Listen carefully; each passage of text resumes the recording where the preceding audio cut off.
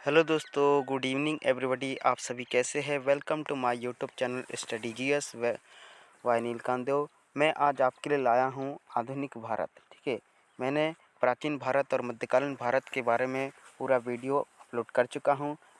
मेरे प्लेलिस्ट पर जाकर इंडियन हिस्ट्री पर आप देख सकते हैं प्राचीन भारत और मध्यकालीन भारत। अब आपके लिए नेक्स्ट है आधुनिक भारत। ठीक है, तो आधुनिक भारत स्टार्ट करते हैं। हमारे चैनल पर नए हैं तो मेरे उस चैनल को सब्सक्राइब कर दीजिए और लाइक कमेंट शेयर ज़रूर कर दीजिए। चलिए स्टार्ट करते हैं बिना कोई देरी करते हुए। आधुनिक भारत का पहला क्वेश्चन है कि बहादुर शाह का पूर्व नाम क्या है? तो बहादुर शाह का पूर्व नाम है मुअज्जम था, जिसे शाह ए खबर के नाम से भी जाना जाता है। ठीक है, जहांगीर शाह को लंपट मूर्ख भी कहा जाता था। सुंदर युवतियों के प्रति अत्यधिक रुझान के कारण मोहम्मद शाह को रंगीला बादशाह कहा जाता था। तो याद रखना है कि सुंदर युवती के प्रति रुझान के कारण मोहम्मद शाह को रंगीला बादशाह कहा जाता था। हैदराबाद की स्थापना किसने की थी? तो हैदराबाद की स्थापना तुरानियों ने एवं अवध की स्थापना ईरानियों ने की थी। तो याद रखना, हैदराबाद की स्थापना तुरानियों ने, अवध की स्थापना ईरानियों ने किया था। ठीक है, फिर है ईरान। फारस के सम्राट नादिर शाह ने 1739 ईस्वी में दिल्ली पर आक्रमण किया। उस समय दिल्ली का शासक मोहम्मद शाह था। क्या था? मोहम्मद शाह था। नादिर शाह को ईरान का नेपोलियन कहा जाता है। क्या कहा जाता है? ईरान का नेपोलियन। किसे कहते? तो नादिर शाह को। पानीपत का तीसरा युद्ध 1761 ईस्वी में मराठा एवं अहमद शाह अब्दाली की सेना के बीच हुआ, है ना। पानीपत का तृतीय युद्ध 1761 में। याद रखना, पानीपत का तीसरा युद्ध कब हुआ था? 1761 में। इसमें मराठा एवं अहमद शाह अब्दाली की सेना के बीच हुआ था। बहादुर शाह सेकंड जफर अंतिम मुगल सम्राट था। तो याद रखना, बहादुर शाह जफर जो है अंतिम मुगल सम्राट था। बहादुर शाह द्वितीय जफर अंतिम मुगल सम्राट था। 1857 ईस्वी की क्रांति में भाग लेने के कारण अंग्रेजों द्वारा बहादुर शाह जफर को बंदी बना लिया गया एवं उसे रंगून भेज दिया गया। यह याद रखना है कि 1857 की क्रांति में भाग लेने के कारण अंग्रेजों द्वारा बहादुर शाह जफर को बंदी बना लिया गया था और उसे कहाँ भेज दिया था? रंगून भेज दिया गया था। ठीक है, तो आगे बढ़ते हैं। आगे क्वेश्चन है कि लाल किला स्थित हीरा महल क्या है? लाल किला स्थित हीरा महल बहादुर शाह जफर ने ही बनवाया था। हयात बख्श बाग लाल किला दिल्ली में स्थित है। अहमद शाह अब्दाली का वास्तविक नाम अहमद खां था। क्या था? अहमद खां था। इसने 8 बार भारत पर आक्रमण किया। 17 मई 1948 ईस्वी में वास्को डिगामा ने भारत के पश्चिमी तट पर स्थित कालीकट बंदरगाह पहुंचकर भारत एवं यूरोप के बीच नए समुद्री मार्ग की खोज की। तो ये याद रखना, जो वास्को डिगामा है वो भारत के पश्चिमी तट पर स्थित कालीकट बंदरगाह पहुंचकर भारत का यूरोप के बीच नए समुद्री मार्ग की खोज की थी। इस यात्रा में वास्को डिगामा को भारतीय व्यापारी अब्दुल मजीद ने सहयोग किया था। ठीक है, आगे बढ़ते 1505 ईस्वी में फ्रांसिस्को द अल्मेडा 1505 में फ्रांसिस्को द अल्मेडा भारत में प्रथम पुर्तगाली वायसराय बनकर आया। ठीक है, पुर्तगालियों ने अपनी पहली व्यापारिक कोठी कहाँ खोली? तो कोचीन में खोली। तो ये याद रखना कि पुर्तगालियों ने अपनी पहली व्यापारिक कोठी कोचीन में खोली और पुर्तगालियों के बाद भारत में डच लोग आए। ठीक है, पहला डच यात्री कॉर्नेलियन हाउटमैन 1596 ईस्वी में भारत के पूर्व सुमात्रा पहुंचा। 31 दिसंबर 1600 ईस्वी को इंग्लैंड की रानी एलिजाबेथ प्रथम ने ईस्ट इंडिया कंपनी को अधिकार पत्र प्रदान किया। फिर अगला है कि मुगल दरबार में जाने वाला प्रथम अंग्रेज कैप्टन हॉकिंस था। कौन था? Captain Hawkins. ठीक है, भारत आने वाला पहला अंग्रेजी जहाज क्या है? रेड ड्रैगन है। भारत आने वाला पहला अंग्रेजी जहाज रेड ड्रैगन था। ठीक है, आगे बढ़ते हैं। डचों ने भारत को में अपनी प्रथम व्यापारिक कोठी 1605 ईस्वी में मसूलीपट्टनम में स्थापित की। ठीक है, 1687 ईस्वी में अंग्रेजों ने पश्चिमी तट का मुख्यालय सूरत से हटाकर बम्बई को बनाया। ठीक है, 1687 ईस्वी में अंग्रेजों ने पश्चिमी तट का मुख्यालय सूरत से हटाकर कहाँ किया, तो बम्बई में बनाया। गेराल्ड ऑन्गियर कौन है? गेराल्ड ऑन्गियर 1669 से 1677 ईस्वी में सूरत का प्रेसिडेंट एवं बम्बई का गवर्नर ने बम्बई शहर की स्थापना की। तो इनमें इंपॉर्टेंट क्वेश्चन कि बम्बई शहर की स्थापना किसने की, तो गेराल्ड ऑन्गियर ने। कहाँ? सूरत के प्रेसिडेंट एवं बम्बई के गवर्नर जो थे, ठीक है। और कलकत्ता नगर की नींव किसने रखी थी, तो कलकत्ता नगर की जो नींव रखी थी वो जॉर्ज चारनॉक ने रखी थी, ठीक है। तो कलकत्ता नगर की नींव जॉर्ज चारनॉक ने रखी थी। प्रथम कर्नाटक युद्ध 1746 से 48 के बीच में एला शापल की संधि से हुआ था, ठीक है। द्वितीय कर्नाटक युद्ध 1749 से 54 ईस्वी में फ्रांसीसी गवर्नर कौन था? डुप्ले था। इसमें पांडिचेरी की संधि हुई थी, ठीक है।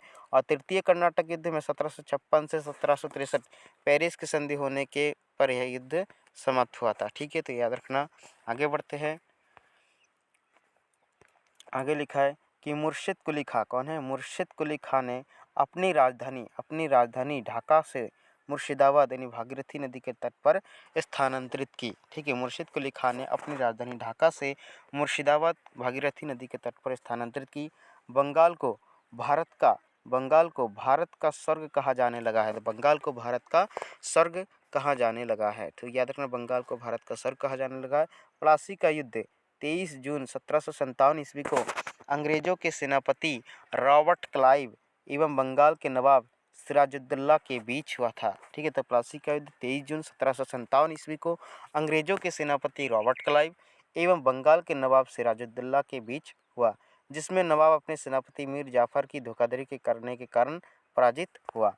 अंग्रेजों ने मीर जाफर को बंगाल का नवाब बनाया था। बंगाल की राजधानी का क्रम है, पहले बंगाल की राजधानी ढाका था, उसके बाद मुर्शिदाबाद, फिर मुंगेर, ठीक है। बक्सर का युद्ध कब हुआ था? तो बक्सर का युद्ध 1764 में। बहुत इंपॉर्टेंट है कि प्लासी का युद्ध पूछे तो 1757 और बक्सर का युद्ध 1764। और बक्सर का युद्ध किन दोनों के बीच में हुआ था? तो अंग्रेजों एवं मीर कासिम अवध के नवाब शुजाउद्दौला एवं मुगल सम्राट शाह आलम सेकंड के बीच हुआ। इस युद्ध में भी अंग्रेज क्या हुए? विजय हुए। इस युद्ध में अंग्रेज का सेनापति कौन था? अंग्रेज का सेनापति था हेक्टर मुनरो था, ठीक है। आगे बढ़ते हैं।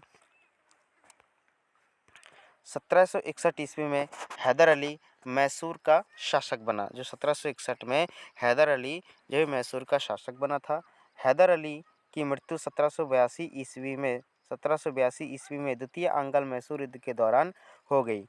हैदर अली का जो उत्तराधिकारी है वो उसका पुत्र कौन था? टीपू सुल्तान। तो याद रखना, हैदर अली का उत्तराधिकारी उसका पुत्र टीपू सुल्तान हुआ, ठीक है। 1787 ईस्वी में टीपू ने अपनी राजधानी श्रीरंगपट्टनम में पतशाह की उपाधि धारण की। द्वितीय आंग्ल मैसूर युद्ध 1780 से 84 ईस्वी में गवर्नर जनरल वॉरेन हेस्टिंग्स से थे। तो याद रखना है, द्वितीय आंग्ल मैसूर युद्ध 1780 से 84 के बीच में गवर्नर जनरल जो थे वॉरेन हेस्टिंग्स थे। और टीपू सुल्तान के राजसी झंडे पर शेर की तस्वीर होती थी, है ना। टीपू सुल्तान के राजसी झंडे पर शेर की तस्वीर होती थी। आगे बढ़ते हैं। आगे लिखा है कि सिख संप्रदाय की स्थापना का श्रेय किसको जाता है? तो सिख संप्रदाय की स्थापना का श्रेय गुरु नानक प्रथम गुरु को जाता है। गुरु नानक ने गुरु का लंगर नामक निःशुल्क सहभागी भोजनालय स्थापित किए। गुरु नानक की सन 1538 ईस्वी में करतारपुर में मृत्यु हो गई थी। गुरु अंगद सिखों के दूसरे गुरु थे और गुरुमुखी लिपि का आरंभ गुरु अंगद ने ही किया था। सिखों के तीसरे गुरु अमरदास थे। तो गुरु के प्रथम गुरु है गुरु नानक, ठीक है। द्वितीय गुरु थे गुरु अंगद और तृतीय है आपका अमरदास। और गुरु अर्जुन सिखों के पांचवें गुरु थे। इन्होंने सिखों के धार्मिक ग्रंथ आदि ग्रंथ की रचना की। राजकुमार खुसरो की सहायता करने के कारण जहांगीर ने 1606 ईस्वी में गुरु अर्जुन को मरवा दिया। राजकुमार खुसरो की सहायता करने के कारण जहांगीर ने 1606 ईस्वी में गुरु अर्जुन को मरवा दिया था, ठीक है। गुरु अर्जुन जो थे वो सिखों के पांचवें गुरु थे, ठीक है। अब सिखों के छठे गुरु कौन है? सिखों के छठे गुरु है हरगोविंद हुए। ये 2 तलवार बांधकर गद्दी पर बैठते थे एवं दरबार में नगारा बजाने की व्यवस्था भी इन्होंने की थी। इन्होंने अमृतसर की किलेबंदी भी की थी। अब सिखों के 7वें गुरु कौन है? हर्राय है। 1665 से 1671 61, ठीक है। और सिखों के 8वें गुरु हरकिशन 61 से 64। सिखों के 9वें गुरु कौन है? तो सिखों के 9वें गुरु हैं तेग बहादुर, ठीक है। और सिखों के 10वें एवं अंतिम गुरु थे गुरु गोविंद सिंह। तो याद रखना, गुरु गोविंद सिंह सिखों के 10वें एवं अंतिम गुरु कहलाए, यानी सिखों के टोटल 10 गुरु है, ठीक है। गुरु गोविंद सिंह अपने को सच्चा पातशाह कहते हैं। पाहुल प्रणाली की शुरुआत भी गुरु गोविंद सिंह ने ही किया था, पाहुल प्रणाली की शुरुआत, ठीक है। आगे बढ़ते हैं। 1699 ईस्वी में वैशाखी के दिन, 1699 में वैशाखी के दिन गुरु गोविंद सिंह ने खालसा पंथ की स्थापना की थी। ये इंपॉर्टेंट क्वेश्चन बन जाता है कि खालसा पंथ की स्थापना किसने की? तो गुरु गोविंद सिंह ने 1699 ईस्वी में वैशाखी के दिन गुरु गोविंद सिंह ने खालसा पंथ की स्थापना की थी। और पाहुल प्रणाली की शुरुआत भी किसने? गुरु गोविंद सिंह ने किया था। मिसल अरबी भाषा का एक शब्द है जिसका अर्थ होता है समान। मिसल अरबी भाषा का एक शब्द है जिसका अर्थ होता है समान होता है। लाहौर की संधि 9 मार्च 1846 ईस्वी में, भैरवल की संधि 22 दिसंबर 1846 में। तो याद रखना, 9 मार्च को लाहौर की संधि, 9 मार्च 1846 को लाहौर की संधि, और भैरवल की संधि 22 दिसंबर 1846 ईस्वी को। लॉर्ड डलहौजी, क्या है? लॉर्ड डलहौजी की 29 मार्च 1849 ईस्वी को घोषणा द्वारा संपूर्ण पंजाब का विलय अंग्रेजी राज्य में कर लिया गया।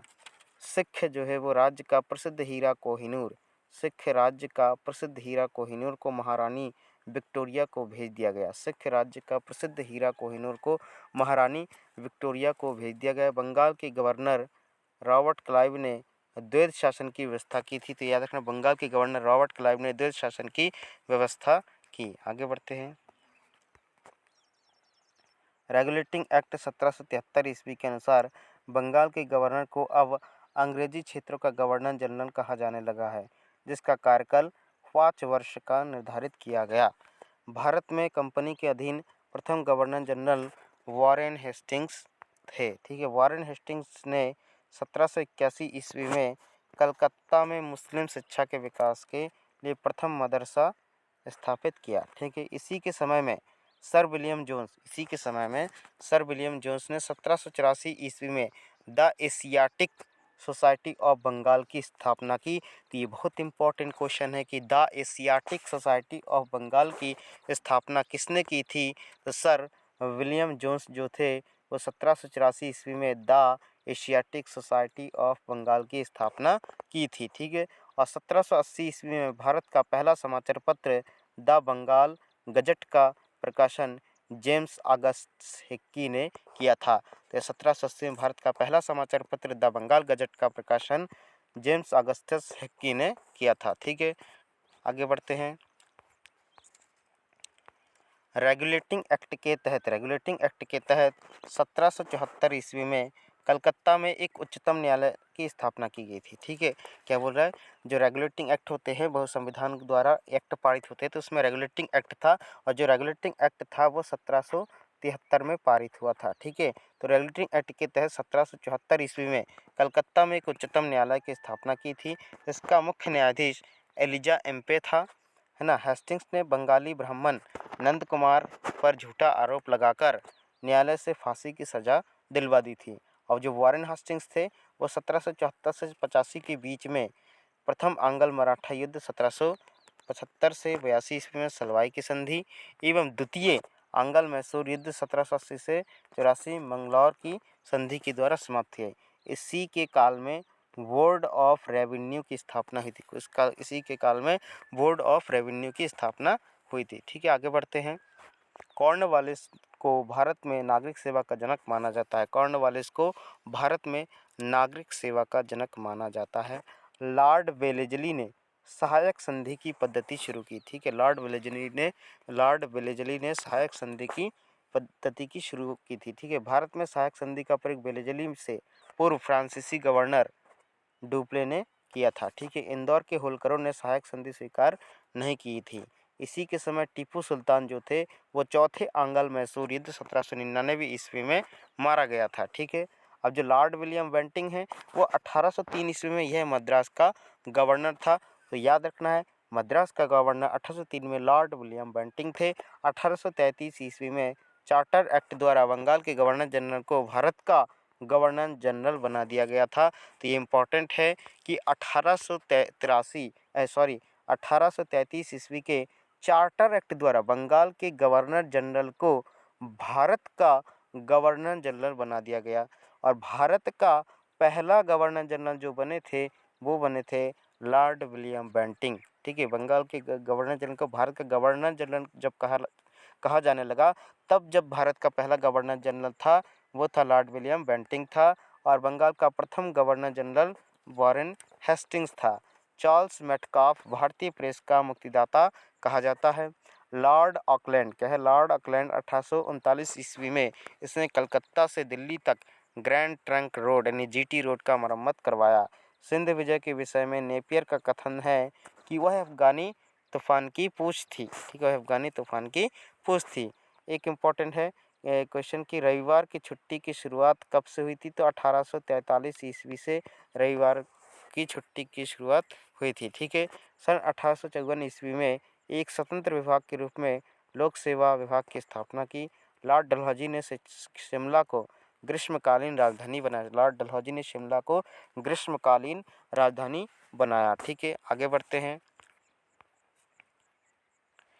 आगे क्या लिखा है कि जो रविंद्रनाथ टैगोर है ना, रविंद्रनाथ टैगोर पहले भारतीय थे जिन्होंने 1863 ईस्वी में लंदन में हुई सिविल सेवा परीक्षा में सफलता प्राप्त की। ठीक है, तो सत्येंद्र नाथ टैगोर थे, वो पहले भारतीय थे जिन्होंने 1863 ईस्वी में लंदन में हुई सिविल सेवा परीक्षा यानी यूपीपीएससी की परीक्षा या कह सकते हैं अपन को, वो सफलता प्राप्त की थी। ठीक है, 1922 ईस्वी में इलाहाबाद यानी भारत एवं लंदन दोनों स्थानों पर साथ साथ सिविल सेवा परीक्षा का आयोजन किया जाने लगा। ठीक है, लॉर्ड कैनिंग भारत का अंतिम गवर्नर जनरल एवं प्रथम वायसराय बना। ठीक है, जो लॉर्ड कैनिंग थे वो भारत का अंतिम गवर्नर जनरल एवं प्रथम वायसराय थे। वो कैसे, जैसे लॉर्ड कैनिंग जब थे, जब भारत का अंतिम गवर्नर कब कहलाया, क्योंकि जो गवर्नर जनरल है उनको वायसराय नाम दे दिया गया था। तो जब गवर्नर जनरल थे तब भी लॉर्ड कैनिंग थे और गवर्नर जनरल का नाम बदलकर वायसराय कर दिया। इस प्रकार से लॉर्ड कैनिंग भारत का अंतिम गवर्नर जनरल एवं प्रथम वायसराय बन गए। ठीक है, इसके आगे बढ़ते 1866 ईस्वी में 1866 में आगरा में एक उच्च न्यायालय की स्थापना की गई, जिसे 1875 में इलाहाबाद स्थानांतरित कर दिया गया। तो याद रखना कि 1866 में आगरा को में एक उच्च न्यायालय की स्थापना की गई, जिसे 1875 में इलाहाबाद स्थानांतरित कर दिया गया। ठीक है, सन 1865 ईस्वी में इसके द्वारा भारत का यूरोप के बीच प्रथम समुद्री टेलीग्राफ सेवा शुरू की गई। भारत में अंग्रेजों के समय में प्रथम जनगणना 1872 ईस्वी में लॉर्ड मेयो के कार्यकाल में हुआ। ठीक है, पंजाब का प्रसिद्ध कूका आंदोलन इसी के समय हुआ था। पंजाब का प्रसिद्ध कूका आंदोलन इसी के समय हुआ था। ठीक है, आगे बढ़ते हैं। जो लॉर्ड लिटन है वह लॉर्ड लिटन एक प्रसिद्ध उपन्यासकार, निबंध लेखक एवं साहित्यकार था। जो लॉर्ड लिटन थे वो प्रसिद्ध उपन्यासकार, निबंध लेखक एवं साहित्यकार था। पायनियर अखबार ने वर्नाक्यूलर प्रेस एक्ट 1878 का समर्थन किया। लॉर्ड लिटन ने सिविल सेवा परीक्षाओं में प्रवेश की अधिकतम आयु की सीमा 21 से घटाकर 19 वर्ष कर दी थी। ठीक है, 1857 में 23 वर्ष, 1859 में 22 वर्ष और 1866 में 21 वर्ष। और फिर लॉर्ड रिपन आए और लॉर्ड रिपन ने कितना 19 वर्ष से बढ़ाकर फिर से 21 वर्ष कर दिया है। ठीक है, अब आगे बढ़ते। भारत में पहली जनगणना कब हुई थी, तो भारत में पहली जनगणना हुई थी 1872 ईस्वी में। इसके बाद भारत में सन 1881 ईस्वी में सर्वप्रथम नियमित जनगणना करवाई गई। तब से लेकर अब तक प्रत्येक 10 वर्ष के अंतराल पर जनगणना की जाती है। ठीक है, तो याद रखना है। आगे बढ़ते हैं। फ्लोरेंस नाइटिंगेल ने रिपन को भारत के उद्धारक की संज्ञा दी। फ्लोरेंस नाइटिंगेल ने रिपन को भारत के उद्धारक की संज्ञा दी। लॉर्ड डफरिन 28 दिसंबर 1885 को बम्बई में ईओ होम के नेतृत्व में भारतीय राष्ट्रीय कांग्रेस की स्थापना की। भारतीय राष्ट्रीय कांग्रेस की स्थापना किसने की थी, तो ईओ होम ने। लॉर्ड लैंसडाउन ने भारत और अफगानिस्तान के मध्य सीमा रेखा डूरन रेखा का निर्धारण इसी समय हुआ था। 1888 से 1894 में लॉर्ड लैंसडाउन के समय भारत अफगानिस्तान के मध्य सीमा रेखा डूरन रेखा लाइन खींची गई थी। Thank you so much. Video को लास्ट तक देखने के लिए। हमारे चैनल पर नए हो तो सब्सक्राइब करिए। Thank you so much.